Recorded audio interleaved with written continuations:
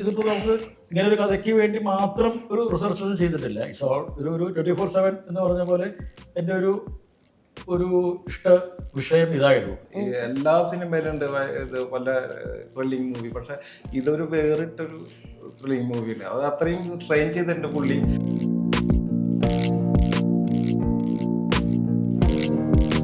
Actually Malayalam cinema ரொம்ப இஷ்டம். I love it totally. Malayalam films இருந்தாலும் அவங்களோட storytelling, art form, direction எனக்கு ரொம்ப ரொம்ப பிடிக்கும். ഇത് എനിക്ക് ഒരു ക്രൂവാ താണ്ടി ഒരു ഫാമിലിയാ தான் நான் பார்த்தேன்.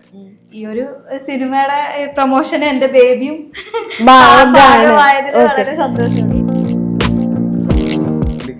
ഇത്രയും രക്ഷയില്ലാണ്ട് ഫൈറ്റ് ചെയ്യുക. മലയാളത്തില് അങ്ങനെ ഒരു അടുത്തൊന്നും അങ്ങനെ ഒരു ഫൈറ്റ് വന്നിട്ടില്ല എന്ന് എനിക്ക് തോന്നുന്നത്. ஏன்னா நான் ஹோம் ஒர்க் பண்ணிட்டு தான் வருவேன். நான் அப்படியெல்லாம் ஸ்பாட்டுக்கு வரமாட்டேன். எனக்கு ப்ரிப்பேர்ட் ஆனாதான் நம்ம இன்னும் அது பெட்டரா பண்ணலாம். இல்ல ஸ்பெசிஃபிக்கா கேட்டீங்கன்னா எனக்கு கண்டிப்பா ஃபஹத் ஃபாசில் கூட நடிக்கணும்ன்றப்போ, ஏன்னா ஆடியன்ஸ்க்கு கிரிப்பும் போக கூடாது, அட் த சேம் டைம் அந்த பியூட்டியும் இருக்கணும், கேரளாவோட ஃபீலும் இருக்கணும். ஸோ எல்லா எலிமெண்ட்ஸ் கொண்டு வந்துட்டு காம்பேக்டா சூப்பரா ரெடியா இருக்கு படம். So we're all very excited about the movie. 25 കാറുകൾ, 30 സ്കൂട്ടറുകൾ, 30 ഗോൾഡ് കോയിൻസ്, 60 ഇന്റർനാഷണൽ ട്രിപ്സ്, ദിവസേന 1 ലക്ഷം രൂപ, 25 കോടി രൂപയുടെ ഡിസ്കൗണ്ടുകളും സമ്മാനങ്ങളുമായി myG Onam mass Onam. MyG future, experience the next. പൂവ് പോലൊരു പുട്ടുണ്ടേ അജ്മിയുടെ പുട്ടും. വിളമ്പാം നല്ല വിശേഷം അജ്മി സ്റ്റീം മെയ്ഡ് പുട്ടുപൊടി. ഹായ്, ഹലോ, നമസ്കാരം. കേസ് ഡയറി എന്ന് പറഞ്ഞ സിനിമയുടെ പ്രൊമോഷന്റെ ഭാഗമായിട്ട് 4 അതിഥികൾ, 4 പേർക്ക് നമസ്കാരം. നമസ്കാരം. ഓക്കെ, ഡയറക്ടർ കൂളിംഗ് ഗ്ലാസ് ഒക്കെ വെച്ചിട്ട് ഭയങ്കര കോൺഫിഡൻസിലാണ് ഇരിക്കുന്നത്. എന്താണ് sir case diary? Case diary എന്ന് പറഞ്ഞിട്ടുണ്ടെങ്കിൽ നമുക്ക് അത്രയും ത്രില്ലിങ് വരുന്ന ഒരു പടമാണ്. എപ്പോഴും നമുക്കിപ്പോൾ ഒരു ഹാപ്പിയാണ്. പടത്തിൻ്റെ എലമെൻ്റ് എന്ന് പറഞ്ഞാൽ അത്രയും ഭംഗിയായിട്ടുള്ളൊരു സ്റ്റോറിയാണ്. എല്ലാതും ഭംഗിയായിട്ടുള്ളത് ചെയ്ത് വെച്ചേക്കുന്നത്. പിന്നെ നമ്മളെ മുഖത്ത് കണ്ടില്ലേ, ഹാപ്പി ആയിട്ട് നിൽക്കുന്നുണ്ടല്ലേ. കേസ് ഡയറി എന്നൊക്കെ പറയുമ്പോൾ പൊതുവെ നമുക്ക് ഹാപ്പിനെസ് അല്ലേ, ഇത് എന്തായിരിക്കും എന്നുള്ള ഒരു ക്യൂരിയോസിറ്റി ആണല്ലോ. അപ്പൊ എത്രത്തോളം ക്യൂരിയോസിറ്റി ഉണ്ടാവും ഈ സിനിമയ്ക്ക്? അതിപ്പോ നമ്മളിപ്പോ സിനിമയിൽ ഇപ്പൊ കുറേ ഇതുപോലെ സിനിമകൾ വന്നിട്ടുണ്ട്. പക്ഷെ അതിന് ഏറ്റവും വേറിട്ടിട്ട് ഇത്രയും നല്ലൊരു സിനിമയാണ് ഇതിൽ നമുക്ക് ചെയ്തേക്കുന്നത്. എല്ലാവരും പറയും അത് ഇങ്ങനത്തെ പടങ്ങളാണ് വന്നിട്ടുണ്ട്, പക്ഷെ അതിനേക്കും വേറിട്ടുള്ള സിനിമയാണ് അത്. പിന്നെ അത് നമ്മൾ 2 ഘട്ടങ്ങളായിട്ടാണ് ഈ സിനിമ ഷൂട്ട് ചെയ്തേക്കുന്നത്. എൻ്റെ കഥാപാത്രങ്ങൾ ആദ്യത്തെ ഒരു പോർഷൻ നമ്മൾ കുറച്ച് കഴിഞ്ഞിട്ട് പിന്നെ രണ്ടാമത് ഗെറ്റപ്പ് വരാൻ വേണ്ടിയിട്ട് രണ്ടാമതും കുറച്ച് സമയം എടുത്തിട്ടാണ് ഈ പടം ചെയ്ത് വെച്ചത്. അപ്പം അത്രയും റിസ്ക് എടുത്തിട്ടാണ് ഈ പടം ചെയ്ത് വെച്ചത്. എത്ര നാളെടുത്തത് ഷൂട്ട് ചെയ്ത് തീർക്കാനായിട്ട്? ഷൂട്ട് ഏകദേശം നമുക്കൊരു കൊല്ലം താഴെ വന്നിട്ടുണ്ട്. എന്തൊക്കെ സെഞ്ചുറി നമുക്ക് ഈ ഗെറ്റപ്പ് ഒന്ന് കറക്റ്റ് ആക്കണ്ടേ, 2 കഥാപാത്രം ചെയ്യുന്നുണ്ട്. പക്ഷെ ഇതുപോലെ ഒരു സ്റ്റോറി അങ്ങനെ വന്നിട്ടില്ല പറയാം. എന്താ വെച്ചിട്ടുണ്ടെങ്കിൽ അത്രയും ആ സമയം എടുത്തിട്ട് നമ്മൾ ചെയ്ത കാരണം നമുക്ക് നന്നായി വന്നിട്ടുണ്ട് തന്നെ നമ്മുടെ രീതിയിൽ. പിന്നെ ഏറ്റവും പറയാനുള്ളത് സന്തോഷ്ജി സ്ക്രിപ്റ്റ്, പുള്ളിയുടെ ആ ഒരു അത് ഇതിലെ രക്ഷയാണ്. അത് പുള്ളി അത്രയും ഭംഗിയായിട്ടാണ് അത് ഇന്ന പോലെ വേണം, നമുക്ക് ഇത്ര സമയം ആ ഗെറ്റപ്പിന് പിടിക്കണം അങ്ങനെ പറഞ്ഞിട്ട് നമ്മുടെ അടുത്ത് വളരെ കുറേ സ്ട്രഗിൾ ചെയ്തിട്ടുണ്ട്. ഈ സാധനം നമ്മളെല്ലാവരും പിന്നെ തന്നെ അല്ലേ ആർട്ടിസ്റ്റുകളും അതിൻ്റെ ഒപ്പം നിൽക്കണ്ടേ, കുറച്ച് ഷൂട്ട് ചെയ്ത് പിന്നെ ആ ഗെറ്റപ്പ് വരാൻ വിട്ടാൽ പിന്നെ അങ്ങനെ എല്ലാവരും സഹകരിച്ച് സ്റ്റോറിയുടെ ബല തന്നെ അതിൻ്റെ ഉള്ളിൽ. സാറിനോട് തന്നെ ചോദിക്കാം, കേസ് ഡയറി എന്ന് പറയുമ്പം കേസ് റിലേറ്റ് ചെയ്തിട്ട് സ്റ്റോറീസ് എഴുതാൻ വേണ്ടിയിട്ട് ഒത്തിരി റിസർച്ച് ചെയ്യേണ്ടി വരും. അപ്പം എത്രത്തോളം ഉണ്ടായിരുന്നു ഈ സിനിമയ്ക്ക് വേണ്ടിയുള്ള ഒരു റിസർച്ച്? എത്രത്തോളം ഉണ്ടായിരുന്നു?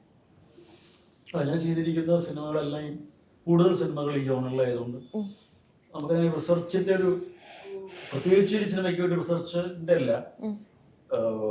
എനിക്കെന്നും ഈ ക്രൈം, കേസ്, ഫോറൻസിക് ഇതൊക്കെ വലിയൊരു അല്ലാതെ തന്നെ എനിക്ക് ഭയങ്കര ഇഷ്ടമുള്ള സംഭവമായതുകൊണ്ട് ഞാൻ എന്നും അതിനെ അപ്ഡേറ്റ് ചെയ്യാറുണ്ട്. എപ്പോഴും അതിനുള്ള ആർട്ടിക്കിളോ അല്ലെങ്കിൽ അതിനുള്ള ബുക്കുകളോ ഒക്കെ വായിക്കുന്നതിൽ ഏറ്റവും കൂടുതൽ കളക്ഷൻ ഫിക്ഷനിലേക്കാൾ കൂടുതൽ ഇങ്ങനത്തെ crime, policing, law and order ഇത്തരം കാര്യങ്ങളാണ് എൻ്റെ കളക്ഷനിൽ മുഴുവൻ.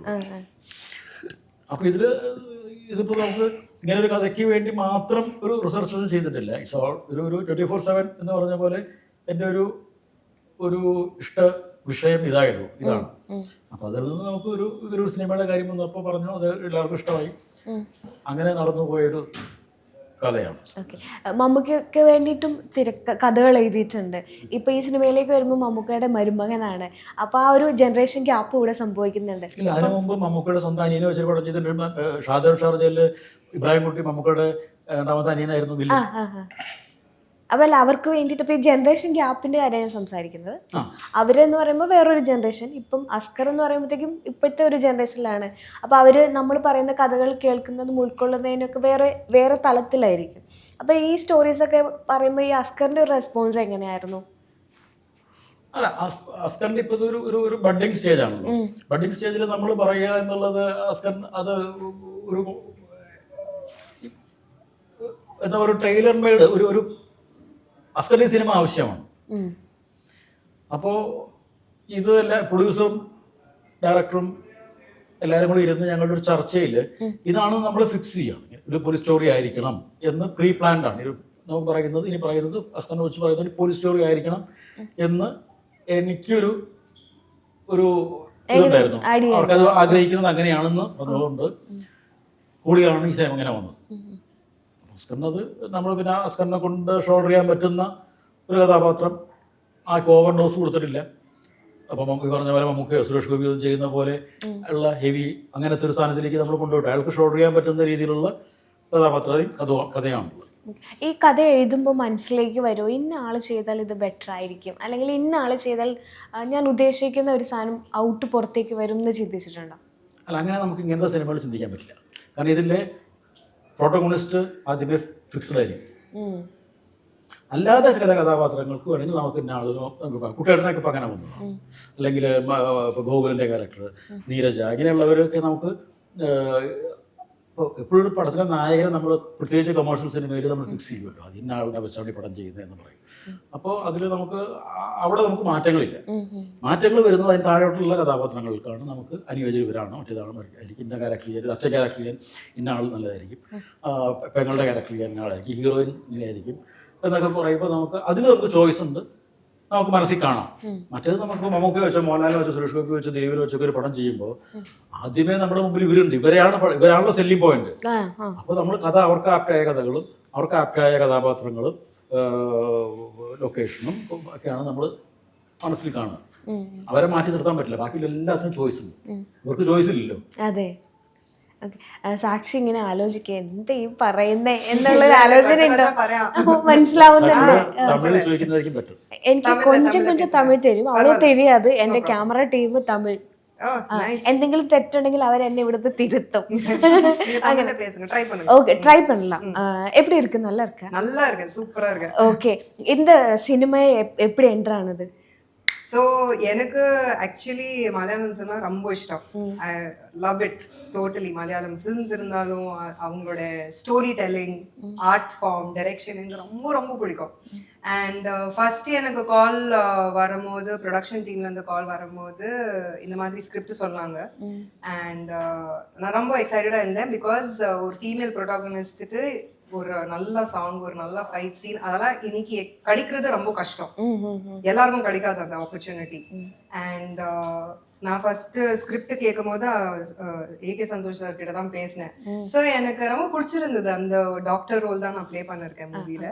வெரி வெரி கியூட் அண்ட் சில நுவான்சஸ் எல்லாம் ரொம்ப பிரிட்டியா இருந்தது, ரொம்ப பியூட்டிஃபுல்லா ஏத்திருந்தாங்க. அதுக்கப்புறம் போக போக அதை இம்ப்ரூவைஸ் பண்ணி பண்ணி இன்னும் சூப்பர் ஆயிட்டே இருந்தது. ஸோ எனக்கு ரொம்ப ரொம்ப சந்தோஷம். பெரிய தேங்க்ஸ் சொல்லணும் நம்ம ப்ரொடியூசருக்கு தான். ஏன்னா பாஸ் இந்த அளவுக்கு ஒரு ஸ்பேஸ் கொடுக்கறது பெரிய விஷயம். இன்வெஸ்டிகேஷன் த்ரில்லர்ல ரொமான்ஸ் வைக்கிறது, காமெடி வைக்கிறது, எல்லா எலிமெண்ட்ஸும் கிளப் பண்ணிட்டு பண்றது வெரி பிக் அச்சீவ்மெண்ட் ஃபார் நம்ம டைரக்டர் சாரும் அண்ட் நம்ம ஸ்கிரிப்ட் ரைட்டருக்கும். So I am very happy to be a part of this film. And போக போக ஐ ரியலைஸ் தட் நம்ம சாங் ஒன்று ஷூட் பண்ணியிருக்கோம். ஆக்சுவலி ஜுபேர் தானே அந்த சாங் டைரக்ட் பண்ணாங்க. ஜுபேர் அந்த சாங் மட்டும் ஜுபேர் அந்த சாங் டைரக்ட் பண்ணிருக்காங்க.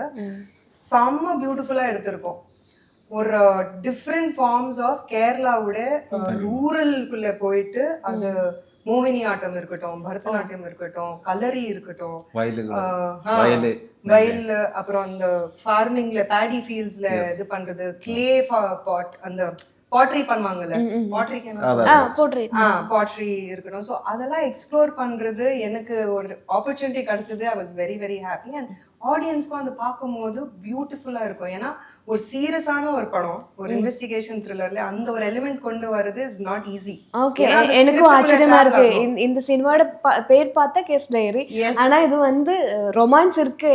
ரொமான்ஸா இந்த சினிமையிலயா? அப்படி எப்படி இருந்தது இந்த சினிமையில ஒரு ரொமான்ஸ் எப்படி இருந்தது? சோ அதான் சொல்றேன், அந்த பிளேஸ்மெண்ட் இஸ் வெரி இம்பார்ட்டன்ட். ஏன்னா ஆடியன்ஸ்க்கு கிரிப்பும் போக கூடாது, அட் த சேம் டைம் அந்த பியூட்டியும் இருக்கணும், கேரளாவோட ஃபீலும் இருக்கணும். ஸோ எல்லா எலிமெண்ட்ஸ் கொண்டு வந்துட்டு காம்பேக்டா சூப்பரா ரெடியா இருக்கு படம். So we're all very excited about the movie. Okay, இந்த ரோல் வந்து ரொம்ப டிஃபிகல்ட்டு, ஆனால் ஒரு சைடில் வந்து ரொமான்ஸ் இருக்குது, ஃபேமிலி இமோஷன்ஸ் இருக்குது, எல்லாம் ஆல்ரெடி டேரக்டர் சொல்லியிருக்காங்க. எப்படி இருந்தது அந்த போண்டிங்? எப்படி இருந்தது சினிமாக்குள்ளே அந்த போண்டிங்? எனக்கு ஆக்சுவலி பென்சி ப்ரொடக்ஷன் பொறுத்த வரைக்கும் டைரக்டர் இருக்கட்டும், நம்ம மொத்த காஸ்ட் அண்ட் க்ரூ இருக்கட்டும், அஷ்கர் கூட இதோட செகண்ட் படம். ஸோ இது எனக்கு ஒரு க்ரூவா தாண்டி ஒரு ஃபேமிலியா தான் நான் பார்த்தேன். எனக்கும் அந்த மாதிரி தான் பார்த்தாங்க. நம்ம வீட்டு பொண்ணுன்னு சொல்லுவாங்களே, நம்ம ஃபேமிலியோட ஒரு கேர்ள், அந்த மாதிரி தான் பார்த்தாங்க. அதனால எனக்கு பயங்கர கனெக்ஷன் ஆயிடுச்சு மலையாளம் சினிமா, மலையாளிஸ் கூட, அண்ட் அஃப்கோர்ஸ் பென்சி ப்ரொடக்ஷன் கூட. பிகாஸ் அந்த ஒரு வார்ம்த், அந்த ஒரு ஸ்பேஸ் இவங்க கொடுத்தனால எனக்கு ஸோ ரொம்ப ஜாலியா இருந்தது, ஹாப்பியா இருந்தது ஷூட்டு. ஈவன் சுகுமார் சார் சில விஷயம் எனக்கு டைரக்ட் பண்ணிருக்காங்க. அவ்வளோ அழகா, எந்த ஒரு டென்ஷனும் இல்லை, சிரிச்சுட்டே இருப்பாங்க, ஸ்மைலிங் ஃபேஸ் எப்பவுமே. ஏன்னா நான் தமிழ்லயும் நிறைய மூவிஸ் ஒர்க் பண்ணும்போது சில டைரக்டர்ஸ் டென்ஷன்ல இருப்பாங்க, சீக்கிரம் எடுக்கணும். പക്ഷേ ഇതില് ഫൈറ്റ് സീൻ ഉണ്ടായിരുന്നു. രക്ഷയില്ല, അതേമാതിരി ഫൈറ്റ് വെച്ചേക്കുന്നത്. നമ്മളത് റിസ്ക് ഉള്ള സീൻ അപ്പടി ഭയങ്കരമായിട്ട് അത് ഞാൻ പണ്ണാം എന്ന് പറഞ്ഞിട്ടുള്ള ഭയങ്കര ഫൈറ്റ്, അത്രയും റിസ്ക് ചെയ്യണം. അതാണ് നമുക്ക് ഇഷ്ടപ്പെട്ടത്. പുള്ളിക്കാര് അത്രയും രക്ഷയില്ലാണ്ട് ഫൈറ്റ് ചെയ്യാം. മലയാളത്തില് അങ്ങനെ ഒരു ഇപ്പൊ അടുത്തൊന്നും അങ്ങനെ ഒരു ഫൈറ്റ് വന്നിട്ടില്ല എന്ന് എനിക്ക് തോന്നുന്നത്. ശരിക്കും വാണിവിശാൽ ആ രീതിയിലൊന്നും നിൽക്കണതില്ല. ഇപ്പൊ ഈ ജനറേഷനിലെ പുള്ളിക്കാരത്തി ഭയങ്കരമായിട്ട് നമ്മൾ അന്യനാട്ടിൽ നിന്ന് ഇവിടെ വന്നിട്ട് നമ്മൾ നന്നായി കൊടുത്തിട്ടുണ്ട്. പിന്നെ അതേപോലെ തന്നെ സന്തോഷ് ആ ഫൈറ്റ്, പുള്ളിക്കാരൻ ആ ഫൈറ്റ് ചെയ്യുന്ന കണ്ടപ്പോ ഒരു ഇതുകൂടി വേണമെന്ന് ചോദിച്ചു. ആ പുള്ളിക്കാരി ചെയ്യാം, ആ ഒരു ഇൻട്രസ്റ്റ് സിനിമയ്ക്ക് ആ കഥാപാത്രം വേണമെങ്കിൽ അത്രയും ഭംഗിയായിട്ട് അത് ചെയ്യണത്. നമ്മള് വേണ്ടാന്ന് പറയാലും റിസ്ക് ഉണ്ട്, പക്ഷെ അത് പുള്ളി ഭയങ്കര ഫൈറ്റ്. കുറച്ച് പേര് ഉണ്ട്, അവരെ കൂടി ഭയങ്കര അത് നമുക്ക് ഭയങ്കര അടിപൊളിയാക്കി തന്നത്. ஃபைட் சீனுக்காக ஏதாவது ஸ்பெஷலா கத்துக்கிட்டேன்? ஆமா, நான் ஆக்சுவலி ஆல்ரெடி ட்ரைனிங் எடுத்திருக்கேன். சிலம்பம், நிறைய இந்த கிக் பாக்ஸிங், பிலாட்டிஸ் இதெல்லாம் நிறைய பண்ணிட்டே இருக்கேன். இந்திரன் பாண்டியன் மாஸ்டர் இருக்காங்க சென்னையில, நிறைய அவங்க பெரிய fight master, stunt master. So அவங்ககிட்ட நிறைய பைக் ஸ்டன்ஸ், கார் ஸ்டன்ஸ் அதெல்லாம் ட்ரைனிங் ஆல்ரெடி எடுத்திருக்கேன். அண்ட் இந்த படத்துக்கு ஸ்பெசிஃபிக்கா என்னென்ன தேவையோ ரன் ரவி மாஸ்டர், நம்ம ஃபைட் மாஸ்டர் படத்துல, அவங்க எனக்கு முன்னாடியே சொல்லிட்டாங்க, இதெல்லாம் நீங்க ப்ரிப்பேர் ஆயிடுங்க. ஏன்னா நான் ஹோம்ஒர்க் பண்ணிட்டு தான் வருவேன், நான் அப்படியெல்லாம் ஸ்பாட்டுக்கு வரமாட்டேன். எனக்கு ப்ரிப்பேர்ட் ஆனாதான் நம்ம இன்னும் அதை பெட்டரா பண்ணலாம் இல்ல. ஏன்னா நம்மளுக்கு நம்பி நான் அந்த ஃபைட் சீன் மட்டும் 5 days ஷூட் பண்ணிருக்கோம். 5 days ஒரு ப்ரொடக்ஷன் ஒரு ஹீரோயின் மேல செலவு பண்றாங்கன்னா நம்ம எந்த அளவுக்கு டெடிகேஷன் கொடுக்கணும். ஸோ நான் ஃபுல்லா ப்ரிப்பேர் பண்ணி வந்தேன் ஸ்பாட்டுக்கு. கேரளால இருந்து ஷூட் முடிஞ்சு ஃபேமிலியில் போகும்போது அவ எங்க எப்படி கேரளா ஷூட் எப்படி, கேரளா மக்கள் எப்படி, அப்படி கேட்பாங்க. எனக்கு ஆக்சுவலி அம்மா அப்பா எப்படின்னா, ஓ நீ பென்சி ப்ரொடக்ஷன் மூவிக்கு போறியா, ஆராம் சே போ, safe no problem at all. ஏன்னா அந்த அளவுக்கு அவங்களுக்கு தெரியும் ஒரு ஹோம் விட்டு இன்னொரு ஹோம்குள்ள வரேன் நான். ஸோ அந்த மாதிரி தான் எனக்கு வச்சிருக்காங்களே. So they're very happy, very excited. Okay, நீ நம்ம ப்ரொடக்ஷன், நம்ம மூவி, அந்த ஒரு மைண்ட் செட்ல தான் இருக்காங்க. அண்ட் தேல் கால் மீ, செக் பண்ணுவாங்க எப்படி இருக்க எப்படி. எனக்கு அவ்வளோ சந்தோஷம், ட்ரஸ்ட், அவ்வளோ சந்தோஷம், அவ்வளோ ஹாப்பினஸ். ஒரு வெளியில ஸ்பாட்க்கு வர மாதிரி இல்ல, நம்ம வீடு. இப்போ கூட எனக்கு எல்லாருமே நம்ம பீப்புள் தான், அப்படிதான் ஃபீல். மலையாளத்துல யாரு கூட நடிக்கணும் ரொம்ப ஆசை? எல்லாரும் கூட நடிக்கணும் ஆஃப்கோர்ஸ்.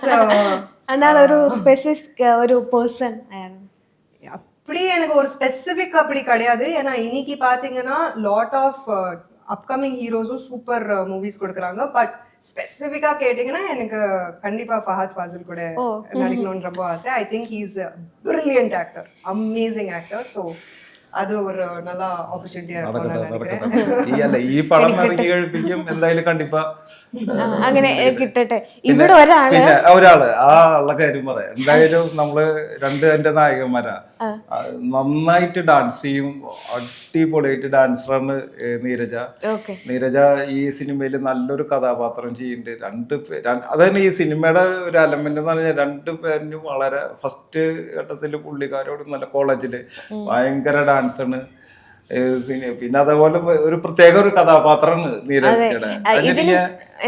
എനിക്കിങ്ങനെ ഇതിനെപ്പറ്റി ചോദിച്ച സമയത്ത് ഇദ്ദേഹത്തിൻ്റെ ക്യാരക്ടറാണ് ഭയങ്കര എക്സൈറ്റിംഗ് ആയിട്ടുള്ള, അല്ലെങ്കിൽ നിങ്ങൾ ഇങ്ങനെ പ്രതീക്ഷിക്കില്ല ഇദ്ദേഹം ഇങ്ങനെ ചെയ്യുമോ എന്നുള്ള ഒരു പ്രതീക്ഷ ഉണ്ടാവില്ല എന്നുള്ളത്. അത്രയ്ക്കും ഡേഞ്ചർ ആണോ? ഒരിക്കലും അല്ല. ഞാൻ എൻ്റെ ഈ ഒരു സിനിമയിലേക്കുള്ള എൻട്രി എന്ന് പറയുന്നത് നമ്മുടെ പ്രൊഡക്ഷൻ കൺട്രോളർ വഴിയാണ്. പുള്ളിക്കാരനായിട്ട് ഞാൻ ഓൾറെഡി ഒരു രക്ഷാധികാരി വൈജു എന്ന് പറഞ്ഞ മൂവി ചെയ്തിട്ടുണ്ട്. ചേട്ടൻ്റെ പെങ്ങളായിട്ട്. ചേട്ടൻ്റെ പെങ്ങളായിട്ട്.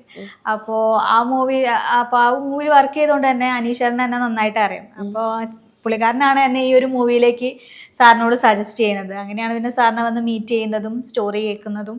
അങ്ങനെ ഷൂട്ടിലേക്ക് കടന്നു. പിന്നെ രാഹുലേട്ടൻ്റെ പെയറായിട്ടാണ് ചെയ്തിട്ടുള്ളത്. സാറ് പറഞ്ഞ പോലെ 2 കാലഘട്ടം നമ്മൾ ഈ ഒരു മൂവിയിൽ ചെയ്തിട്ടുണ്ട്. ഒന്ന് ഒരു കോളേജ് കാലഘട്ടം, അതിനുശേഷം ഒരു എൻജിനീയർ ആയിട്ടുള്ള ഒരു ഇതും ചെയ്തിട്ടുണ്ട്. പിന്നെ എല്ലാം നമുക്ക് തുറന്നു പറയാനും പറ്റില്ല. ഇനിയിപ്പോൾ 21-ാം തീയതി സിനിമ റിലീസ് ആവുകയാണ്. അപ്പം പ്രേക്ഷകർ കണ്ടിട്ട് വിലയിരുത്തട്ടേന്ന്. സിനിമയ്ക്കൊപ്പം നമുക്കൊരു കുഞ്ഞു അതിഥി കൂടി എത്തും തോന്നല്ലേ 3 മാസത്തിന് ശേഷം? അതെ, 2 മാസം കഴിഞ്ഞിട്ടുണ്ടെങ്കിൽ എനിക്ക് അതാ ഞാൻ പറഞ്ഞത്, എനിക്ക് 2 റിലീസാണ് ഈ 2025 വരുന്നത്. ഈ മാസം 2 മാസം കഴിഞ്ഞിട്ടും. അപ്പം ഈ ഒരു സിനിമയുടെ പ്രൊമോഷൻ എൻ്റെ ബേബിയും ഭാഗമായതിൽ വളരെ സന്തോഷം. എനിക്ക് തോന്നുന്നു രാവിലെ തൊട്ട് ഇരിക്കാണ്, ക്ഷീണമൊന്നുമില്ല. ക്ഷീണത്തേക്ക് ഉപരി ഇതിനോട് ഇത്ര ഇഷ്ടമുള്ളത് കൊണ്ടാണ് ഇരിക്കുന്നത്. അതെ, നമ്മുടെ ഒരു മൂവി എന്ന് പറയുമ്പോൾ നമ്മൾ അത്രയും എല്ലാവരും നമ്മൾ സിനിമ ചെയ്യുന്നത് കഷ്ടപ്പെട്ടിട്ടാണ്. അപ്പോൾ നമുക്കൊരു എന്താ പറയുക, നമ്മുടെ ഒരു പേര് പുറത്തേക്ക് വരണം എന്നുള്ള ഇതിൽ തന്നെയാണ് നമ്മളെല്ലാവരും സിനിമ ചെയ്യുന്നത്. അപ്പം എന്ത് റിസ്ക് ആയാലും വേണ്ടില്ല നമ്മൾ. പക്ഷേ ഇനിയിപ്പോൾ എൻ്റെ ഹെൽത്ത് ഇപ്പോൾ ബെറ്റർ ആണ്, എനിക്ക് യാതൊരു കുഴപ്പമില്ല.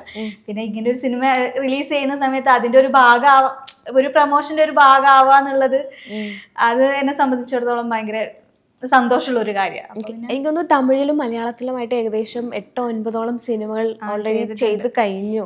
അപ്പം അത് കഴിഞ്ഞിട്ട് ഇപ്പോൾ ലൈഫിൽ വേറൊരു ചേഞ്ച് വരാൻ പോവാണ്. ഇതിനെയൊക്കെ എങ്ങനെ ഹാൻഡിൽ ചെയ്യും?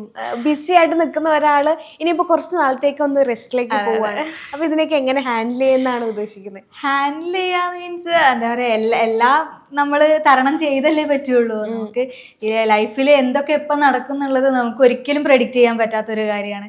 ഇന്നിപ്പോൾ ഇത് സംഭവിച്ചു, നാളെ ഇനിയിപ്പോൾ എന്താ സംഭവിക്കാൻ പോകുന്നത് നമുക്കറിയില്ല. അപ്പം എല്ലാത്തിനെയും അതിൻ്റെ ആ ഒരു സ്പോർട്സ്മാൻ സ്പിരിറ്റിൽ എടുത്തിട്ട് മുന്നോട്ട് പോകാൻ തന്നെ. ഇതിപ്പോൾ ഡെലിവറി കഴിഞ്ഞിട്ടുണ്ടെങ്കിൽ കുറച്ചൊരു റെസ്റ്റ് വേണ്ടി വരും. അത് കഴിഞ്ഞിട്ട് നല്ല സിനിമകളുടെ ഭാഗമാവാൻ പറ്റിയാൽ ഇനിയും ഇതുപോലെ നല്ല സിനിമകൾ ചെയ്യണം. അതുതന്നെയാണ്. ഓക്കെ, അപ്പം ഒരുപാട് സന്തോഷം. പിന്നെ എന്താ ഞങ്ങളുടെ ഈ സിനിമ അത്രയും കൂട്ടായ്മയാണ്. സ്ക്രിപ്റ്റ് എന്ന് പറഞ്ഞാൽ ഈ പ്രത്യേക ഒരു സ്ക്രിപ്റ്റാണ്. സന്തോഷ് ഈ സിനിമയുടെ അത്രയും ഈ 2 പേരിന് കഥാപാത്രങ്ങള് എല്ലാ സിനിമയിലും ഉണ്ട്. ഇത് പല ത്രില്ലിങ് മൂവി, പക്ഷെ ഇതൊരു വേറിട്ടൊരു ത്രില്ലിങ് മൂവിയാണ്. അത് അത്രയും ട്രെയിൻ ചെയ്തിട്ടുണ്ട് പുള്ളി. പിന്നെ അതേപോലെ സുസാറ് നമ്മുടെ ക്യാമറമാൻ അത്രയും മേക്കിങ്ങിലും അതേപോലെ തന്നെ മറ്റുള്ള കാര്യങ്ങൾക്കും എല്ലാം നമ്മുടെ കൂടെ ഒപ്പത്തിന് കട്ടയ്ക്ക് നിന്നിട്ടുണ്ട്.